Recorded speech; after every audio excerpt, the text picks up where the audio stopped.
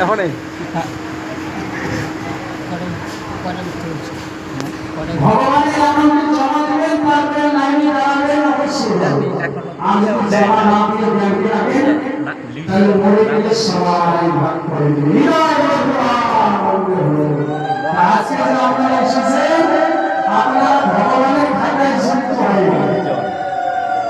1 ঘন্টা সৎসঙ্গ করলে 36 ঘন্টা সৎসঙ্গ।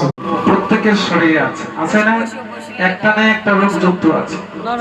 তাই এই দেহের থেকে রোগ কোনদিন যাবে না। এই দেহকে রোগ নিয়ে চলতে হবে, রোগ নিয়ে বাঁচতে হবে, আবার রোগ নিয়ে মরতে হবে। এই রক্তে মাংসের শরীরে প্রত্যেকেরই ব্যাধি আছে। অনেকে আবার বলে আর সাধু মানুষের হয়ে এত রোগ হয় কেন? ওরা তো সবসময় ভগবানের আরাধনা করে, সাধু মানুষের তো ব্যাধি হবে কেন?